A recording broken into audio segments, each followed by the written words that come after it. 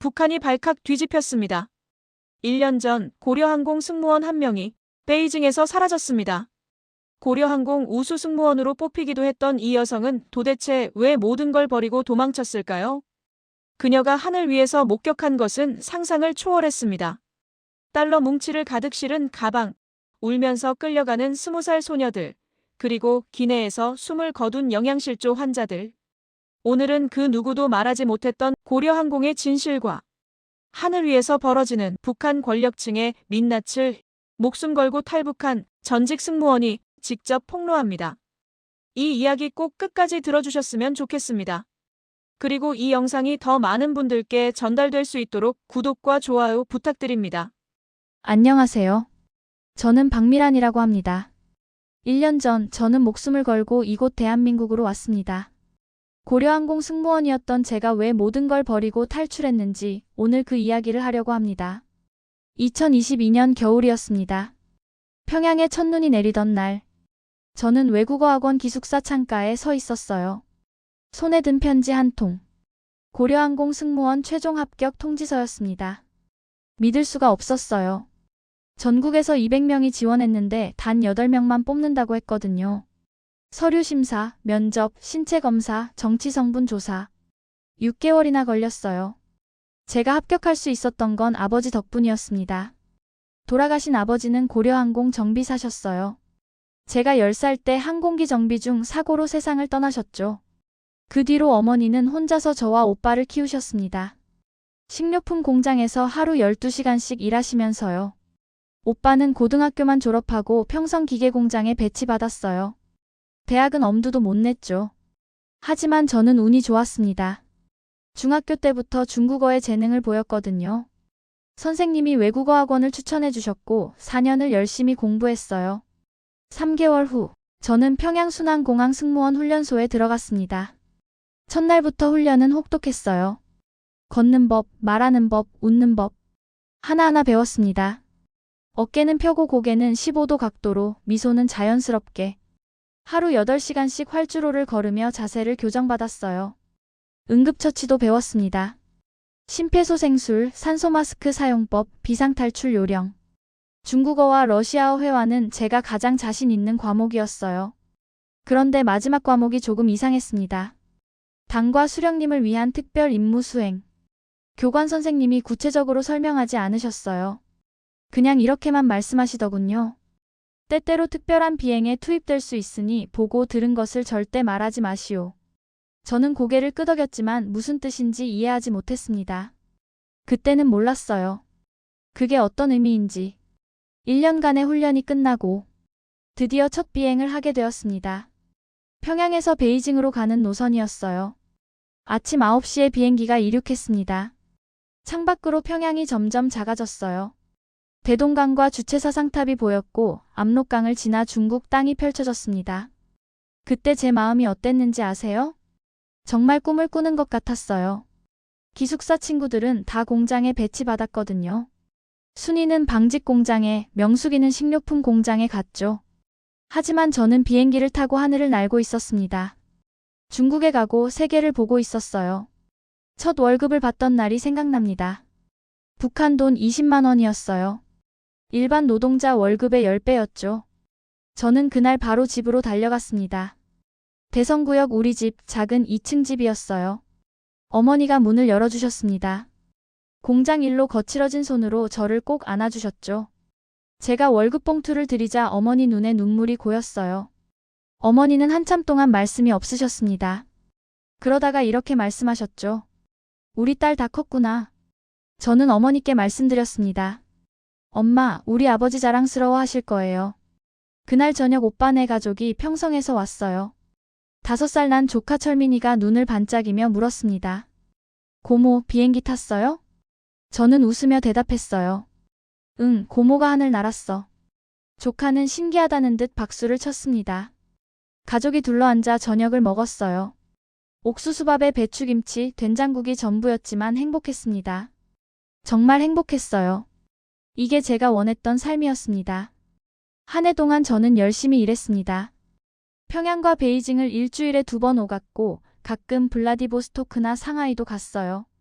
승객들에게 음료를 서빙하고 안전 안내 방송을 하고 미소 지으며 인사했습니다. 반복되는 일상이었지만 저는 만족했어요. 연말 평가에서 우수 승무원으로 뽑혔습니다. 정말 자랑스러웠어요. 내년에도 열심히 하겠다고 다짐했죠. 하지만 저는 그때 몰랐습니다. 그날 이후 제가 보게 될 것들을, 제 인생이 완전히 바뀔 거라는 것을요. 그즈음부터 이상한 일들이 보이기 시작했습니다. 어느 날 혜진 선배가 저를 불렀어요. 오늘 1등석 좀 봐달라. 1등석은 보통 당 간부들이나 외교관들이 타는 자리였습니다. 저는 음료 카트를 끌고 1등석 커튼을 열었어요. 승객 5명이 앉아 있었습니다. 모두 50대쯤 되어 보이는 중년 남자들이었어요. 정장을 입고 무표정한 얼굴로 앞만 보고 있었죠. 그런데 이상한 게 있었습니다. 모두 큰 가방을 옆자리에 놓고 절대 놓지 않는 거예요. 제가 친절하게 물었습니다. 가방 선반에 올려드릴까요? 그랬더니 한 남자가 손을 휘저으며 소리쳤어요. 안 돼. 저는 놀라서 물러났습니다. 비행 내내 그 사람들은 가방만 지키고 있었어요. 베이징에 도착해서 청소를 하는데 1등석 한 좌석에 가방이 열려 있었습니다. 저는 가까이 가서 보았어요. 그런데 깜짝 놀랐습니다. 가방 안에 초록색 달러 뭉치가 빽빽하게 쌓여 있었거든요.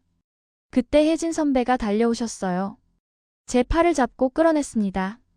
복도에서 선배가 작은 목소리로 말씀하셨어요. 미란아, 넌 아무것도 못 봤어.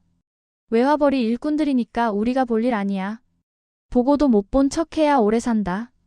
저는 고개를 끄덕였지만 마음 한구석이 이상했습니다. 저렇게 많은 돈을 개인이 가져가도 되는 건가? 그런 생각이 들었거든요. 더 이상한 일도 있었습니다. 블라디보스토크 가는 비행기였어요. 탑승 전 대합실에서 승객들을 보았는데 40대쯤 되는 남자 1명이 20살쯤 되어 보이는 여자애들 8명과 함께 있었습니다. 여자애들은 화장을 진하게 했는데 표정이 무표정이었어요. 눈빛이 겁먹은 것 같았죠. 비행 중에 한 여자애가 화장실로 갔습니다. 저도 뒤따라갔는데 화장실 문이 열리자 그 아이가 나왔어요. 눈이 빨갛게 부어 있었습니다. 울었던 거예요. 제가 물었어요. 괜찮아? 그 아이가 떨리는 목소리로 말했습니다. 언니, 나 집에 가고 싶어요. 제가 뭐라고 말하려는데 혜진 선배가 나타나서 그 아이를 자리로 보냈어요. 나중에 선배가 저를 주방으로 데리고 가서 말씀하셨습니다. 미란아, 넌 아직 어려서 모르는 거야. 이 나라에서 살려면 3가지만 기억해. 보고도 못 본 척, 들어도 못 들은 척, 물어도 대답 안 하는 척. 그게 오래 사는 법이야. 그런데 이게 끝이 아니었습니다. 베이징에서 평양으로 돌아오는 비행기였는데 앞좌석에는 당 간부들이 타고 있었어요. 명품 가방에 외제 담배를 피우고 최신 중국 휴대전화를 만지작거리고 있었죠. 한 간부는 아들과 함께 왔는데 그 젊은이는 머리에 파마를 하고 나이키 옷을 입고 있었습니다. 아버지한테 말하더군요. 베이징이 정말 좋았어요. 다음엔 상하이에 가고 싶어요. 같은 날 오후 다른 비행기에는 중국에서 일하고 돌아오는 노동자들이 탔습니다. 20대 남자들이었는데 옷은 남루했고 손은 거칠었어요. 비닐봉지 하나씩 들고 있었는데 중국에서 번 돈으로 산 라면이나 비누 같은 거였습니다. 한 남자가 동료에게 말하더군요. 3개월 일하고 200달러 벌었어. 그래도 다시 가야 해. 평양에는 일자리가 없으니까. 그날 밤 기숙사에서 잠이 오지 않았습니다. 창밖 평양 야경을 보며 생각했어요. 같은 나라 사람이 맞나? 아침에는 명품 가방 든 간부 아들, 오후에는 비닐봉지 든 노동자. 1등석엔 달러 뭉치, 블라디보스토크 가는 비행기엔 우는 여자애들. 뭔가 이상했습니다. 뭔가 잘못된 것 같았어요. 하지만 누구에게도 물어볼 수 없었습니다. 혜진 선배 말씀이 맞았어요. 그냥 생각하지 말고 내일이나 잘하자고 다짐했습니다. 하지만 마음 한구석의 의문은 지워지지 않았어요. 그리고 6개월 뒤 저는 진짜 지옥을 보게 됩니다. 어느 날 밤, 저는 갑자기 호출을 하나 받았습니다. 밤 9시였어요. 기숙사에서 쉬고 있는데 전화벨이 울렸습니다. 당장 순안공항으로 나오라는 지시였어요. 이유는 말해주지 않았습니다. 저는 서둘러 유니폼을 입고 공항으로 갔어요. 공항에 도착하니 보이부 사람으로 보이는 남자가 기다리고 있었습니다. 그 사람이 차갑게 말했어요. 동무는 오늘부터 특별 임무를 수행한다. 영광스러운 일이니 당에 충성하라. 저는 무슨 일인지도 모른 채 예하고 대답했습니다. 밤 11시. 저는 평소와 다른 경납고로 안내받았어요. 거기 서 있는 비행기를 보고 놀랐습니다. 일반 여객기가 아니었어요. 안을 들여다보니 좌석 대신 소파와 침대가 있었습니다. 테이블 위에는 양주병들이 놓여 있었어요. 곧 승객들이 타기 시작했습니다. 먼저 50대당 간부 5명이 탔어요. 모두 정장을 입고 있었지만 눈빛이 이상했습니다. 그 다음 20대 초반으로 보이는 여자들이 10명쯤 탔어요. 화장을 진하게 했지만 얼굴에 생기가 없었습니다. 마지막으로 딱 20세로 보이는 소녀 3명이 울먹이며 올라왔어요. 비행기가 이륙했습니다. 목적지는 중국 다롄이라고 했어요. 이륙하자마자 간부들이 술을 마시기 시작했습니다. 그리고 여자들을 자기 무릎에 앉혔어요. 한 소녀가 거부하며 몸을 뺐습니다. 그러자 간부가 그 아이 뺨을 때렸어요. 내 가족이 어디 있는지 알지? 소녀는 울먹이며 고개를 숙였습니다. 저는 주방 구석에 서서 그 광경을 지켜봐야 했어요.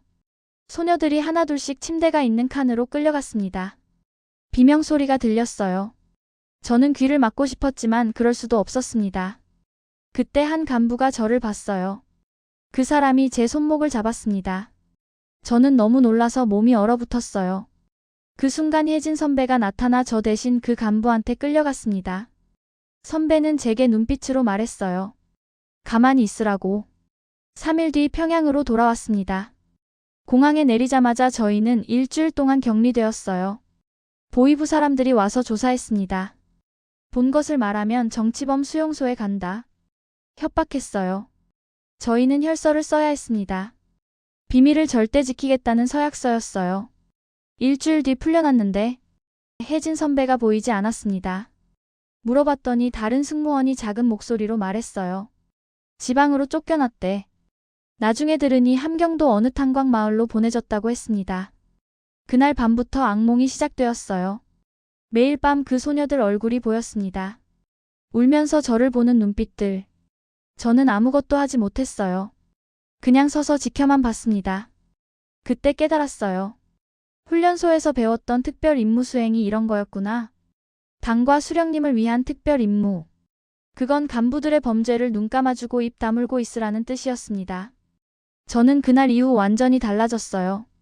제가 믿었던 모든 게 무너졌습니다. 우리 수령님이 인민을 사랑한다고요? 다 거짓말이었어요. 조국이 위대하다고요? 어린 소녀들을 저렇게 짓밟는 나라가 위대할 리 없었습니다. 그 뒤로 특별기 임무가 반복되었습니다.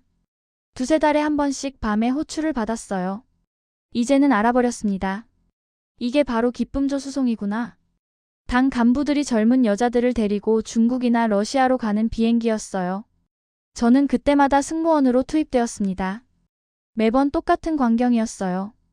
술 마시는 간부들, 무릎에 앉혀지는 여자들, 침대 칸으로 끌려가는 소녀들. 저는 주방에 서서 아무것도 못 본 척해야 했습니다. 귀를 막고 싶었지만 그럴 수 없었어요. 어느 날은 평양으로 돌아오는 비행기에서 간부 자녀들을 봤습니다. 유럽 유학을 다녀오는 길이었어요. 명품 가방에 최신 아이폰, 명품 옷을 입고 있었습니다. 그 아이들은 평양 말씨도 잊어버렸더군요. 영어와 중국어를 섞어 쓰며 자기들끼리 웃고 떠들었어요. 같은 날 오후 원산에서 평양으로 오는 비행기가 있었습니다. 그 비행기에는 영양실조 환자들이 실려왔어요. 20명쯤 되었는데 모두 뼈만 남은 몸이었습니다.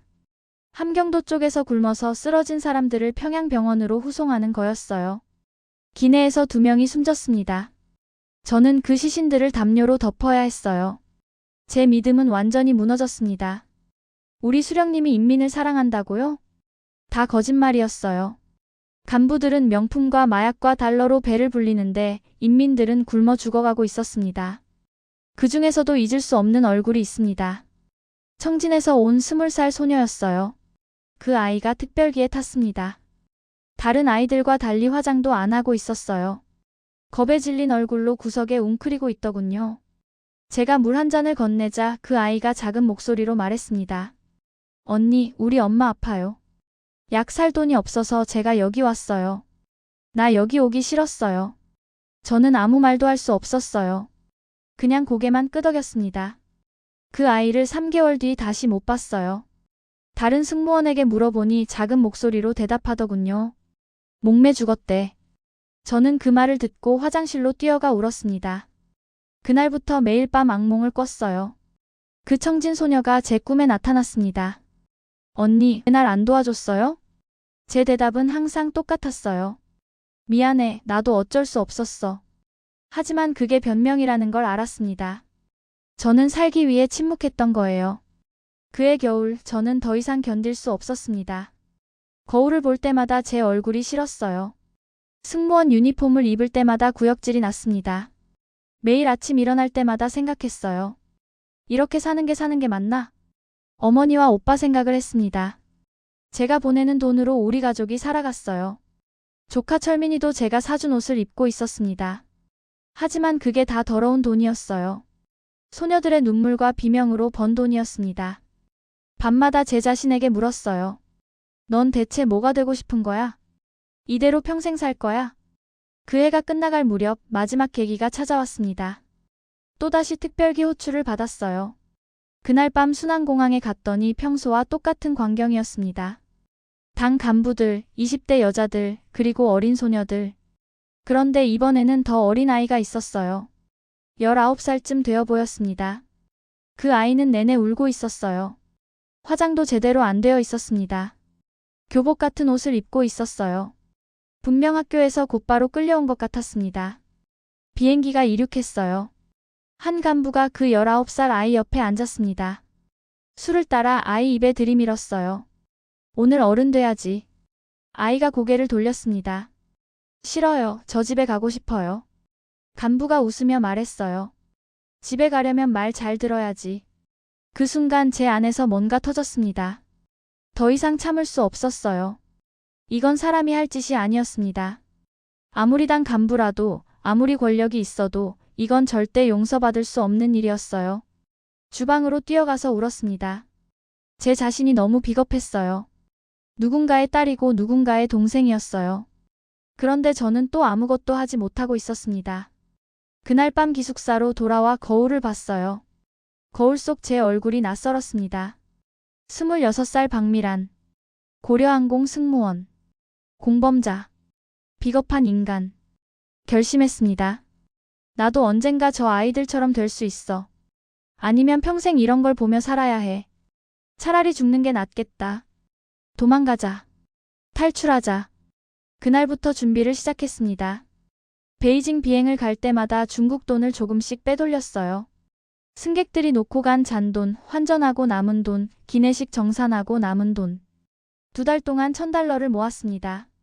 조선족 승객 중에 말이 통할 것 같은 사람을 찾았어요. 어느 날 한 아주머니에게 조심스럽게 물었습니다.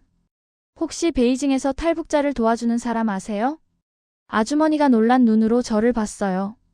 잠시 망설이더니 작은 종이 쪽지를 건네주었습니다.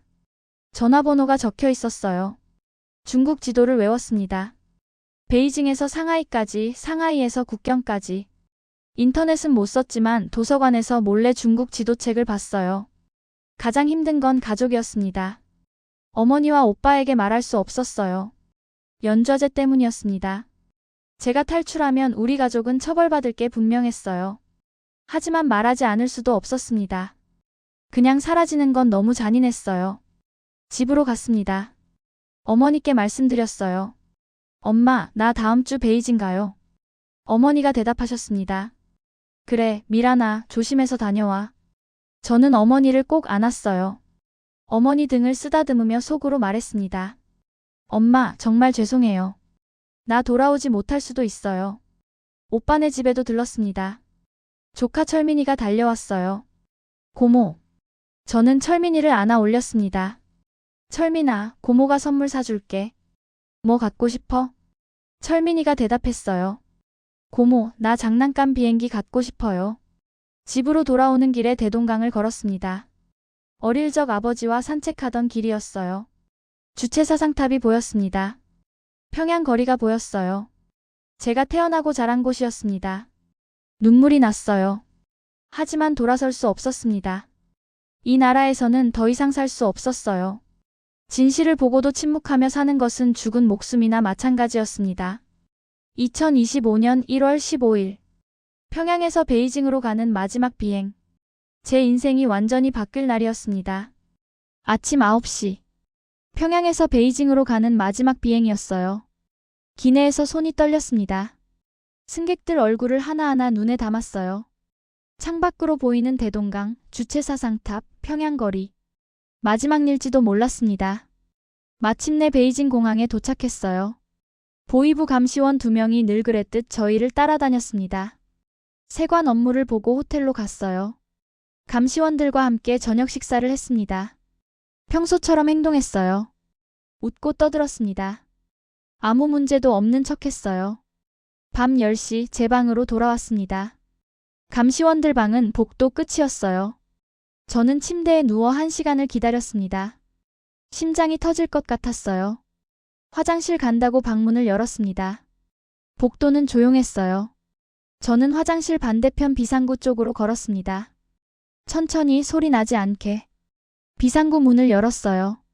계단이 보였습니다. 12층에서 1층까지 뛰어내려갔어요. 엘리베이터는 감시 카메라가 있었습니다. 숨이 차올랐지만 멈출 수 없었어요. 1층 뒷문으로 나갔습니다. 차가운 베이징 겨울 공기가 얼굴을 때렸어요. 약속한 곳에 검은 차가 서 있었습니다. 저는 뒷자리에 뛰어올랐어요. 차가 출발했습니다. 5분쯤 지났을까요? 뒤에서 다른 차가 따라오는 게 보였어요. 감시원들이었습니다. 브로커 아저씨가 중국어로 욕을 하며 핸들을 꺾었어요. 골목길로 들어갔습니다. 40분 동안 도망쳤어요. 좁은 골목, 시장 뒷길, 주택가를 빠져나갔습니다. 뒷차가 점점 멀어졌어요. 마침내 조선족 마을에 도착했습니다. 차가 한 집 앞에 멈췄어요. 브로커가 말했습니다. 빨리 내려. 저는 차에서 내렸어요. 한 아주머니가 저를 지하 창고로 데려갔습니다.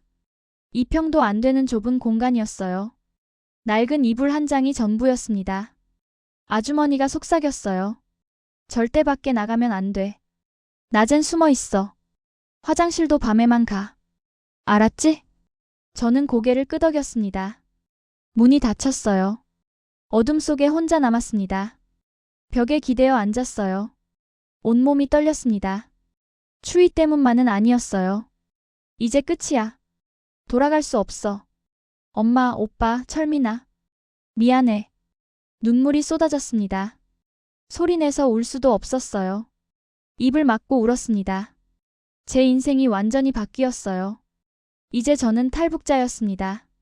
배신자였어요. 조국의 적이었습니다. 하지만 후회하지 않았어요. 그 15살 소녀 얼굴이 떠올랐습니다. 청진에서 온 19살 소녀도 생각났어요. 저는 더 이상 침묵할 수 없었습니다. 새벽이 밝아올 때까지 잠을 못 잤어요. 위층에서 사람들 걸어다니는 소리가 들렸습니다. 아침 6시쯤 아주머니가 내려왔어요. 죽 한 그릇을 건네주었습니다. 오늘부터 100일간의 지옥이 시작됩니다. 베이징 지하 창고에서 한 달을 숨어 지냈습니다. 2평짜리 공간이었어요. 낮에는 절대 나갈 수 없었습니다. 화장실도 밤에만 갔어요. 아주머니가 하루 한 끼 죽을 가져다 주었습니다. 북한 대사관에서 수배령이 내렸다고 했어요. 중국 공안도 수색 중이라고 했습니다. 매일 밤 악몽을 꿨어요. 보위부 사람들이 문을 부수고 들어오는 꿈이었습니다. 잡혀가서 평양으로 끌려가는 꿈이었어요. 깨면 온몸이 땀으로 젖어 있었습니다. 2월 중순 드디어 이동 시작이었어요. 브로커가 화물차를 가져왔습니다. 짐칸 속에 숨었어요. 베이징에서 텐진으로, 텐진에서 지난으로, 지난에서 상하이로 이동했습니다. 2개월이 걸렸어요. 한 번은 검문에 걸렸습니다. 공안이 차를 세웠어요. 짐 검사를 한다고 했습니다. 저는 짐 더미 속에 숨어 숨도 쉬지 못했어요. 심장이 터질 것 같았습니다. 다행히 공안이 대충 보고 보내주었어요. 4월 초 상하이에 도착했습니다. 조선족 식당 주방에 숨겨졌어요.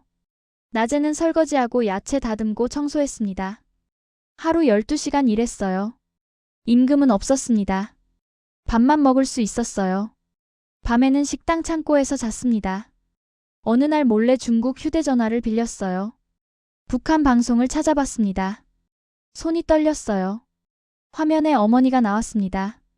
딸 미란이가 조국을 배신했습니다. 저는 그런 딸 없습니다.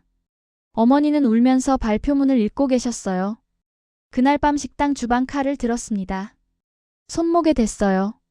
엄마, 미안해. 차라리 죽는 게 나을 것 같았습니다. 그때 아주머니가 들어왔어요. 칼을 빼앗으며 말했습니다. 아가, 여기까지 왔는데 포기하면 안 돼. 네 엄마가 원하는 게 그거겠어? 아주머니 말이 맞았어요. 어머니는 제가 살기를 바라실 겁니다. 비록 강제로 그런 말씀을 하셨지만 마음속으로는 딸이 자유롭게 살기를 원하실 거예요. 5월 중순 한국인 목사님을 만났습니다. 아주머니가 연결해 주었어요. 목사님이 말씀하셨습니다. 태국 가면 한국 갈 수 있어요. 하나님이 당신을 지켜주실 거예요. 저는 교회에 다닌 적 없었지만 그 말씀이 위로가 되었습니다. 6월 초 드디어 남쪽으로 향했어요. 상하이에서 광저우까지 기차를 탔습니다. 가짜 중국 신분증을 썼어요. 광저우에서 국경을 넘어 라오스로 갔습니다. 라오스에서 태국까지 이틀이 걸렸어요. 태국 방콕에 도착했을 때 다리에 힘이 풀렸습니다. 목사님 연락처로 전화했어요. 한국 대사관 직원이 왔습니다. 처음 보는 한국 사람이었어요. 그분이 말했습니다. 이제 안전해요. 한국 가실 수 있어요.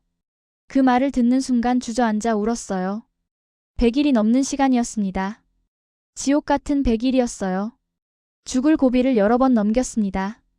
일주일 뒤 방콕에서 인천으로 가는 비행기를 탔어요. 대한항공이었습니다. 승무원 유니폼을 보며 눈물이 났어요. 나도 저랬었는데 이제 저는 승객이었습니다. 자유를 향해 가는 승객이었어요. 2025년 6월 인천공항에 도착했습니다. 비행기에서 내리는 순간 다리가 후들거렸어요. 대한항공 승무원들이 웃으며 인사했습니다. 안녕히 가세요. 그 유니폼을 보며 울었어요. 나도 저랬었는데 이제는 다른 세계 사람이 되었습니다. 하나원에서 3개월을 보냈어요. 대한민국에 대해 배웠습니다. 처음 스마트폰을 받았어요. 인터넷에 모든 게 다 있었습니다. 유튜브에서 북한 뉴스를 찾아봤어요. 어머니 소식을 찾으려 애썼습니다. 나오지 않았어요.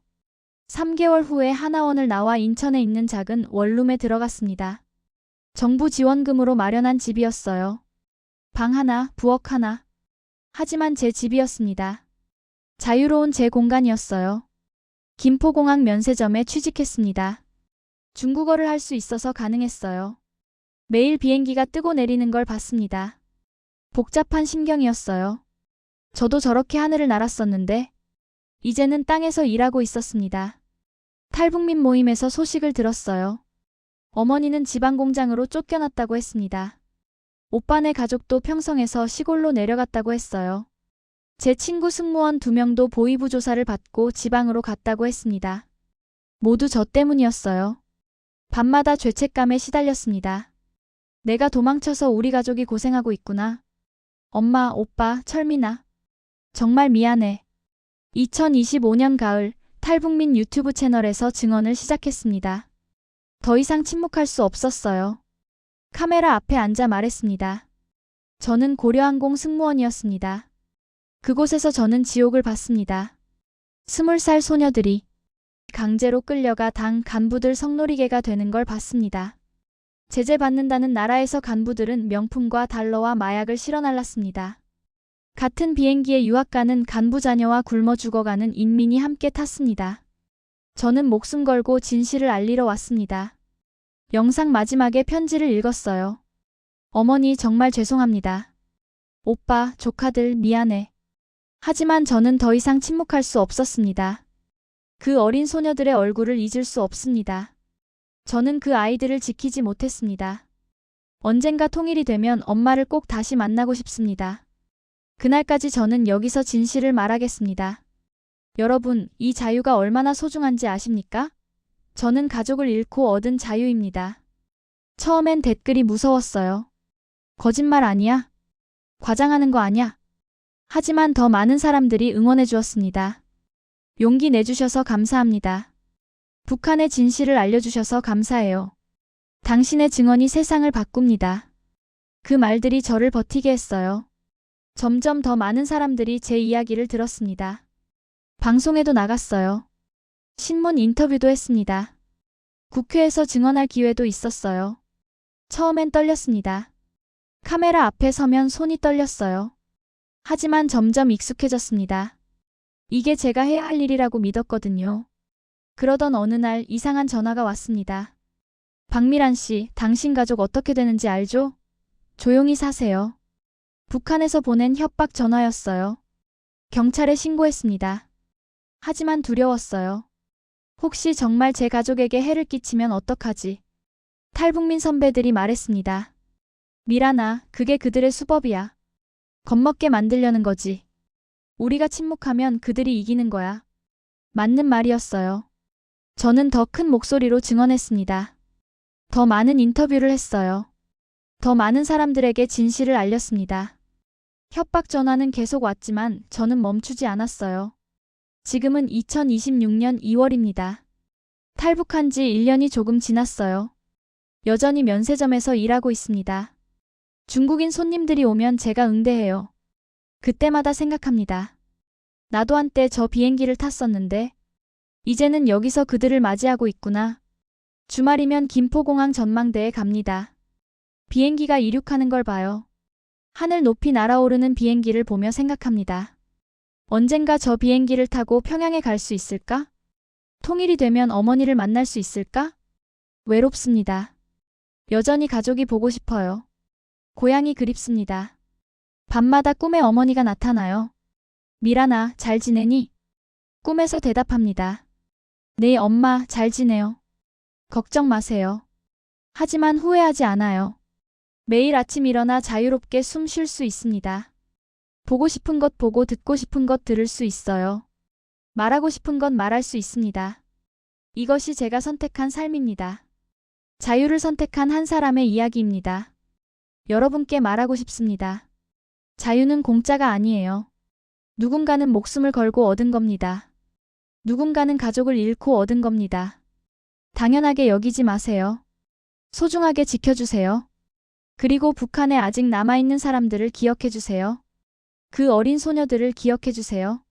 청진에서 온 19살 소녀, 15살에 끌려간 학생. 그들의 이름은 몰라도 그들의 아픔은 진짜예요. 제 증언이 그들을 위한 목소리가 되길 바랍니다. 언젠가 통일이 되면 저는 평양으로 돌아갈 겁니다. 어머니를 만나러 갈 거예요. 오빠네 가족을 만나러 갈 겁니다. 철민이는 이제 7살이 되었을 거예요. 그때 말해줄 겁니다. 고모가 왜 떠났는지 이제 이해하니? 그날이 올 때까지 저는 여기서 살아가겠습니다. 증언하고 일하고 기다리겠어요. 이것이 제 이야기입니다. 고려항공 승무원에서 탈북자가 된 한 여자의 이야기. 들어주셔서 감사합니다.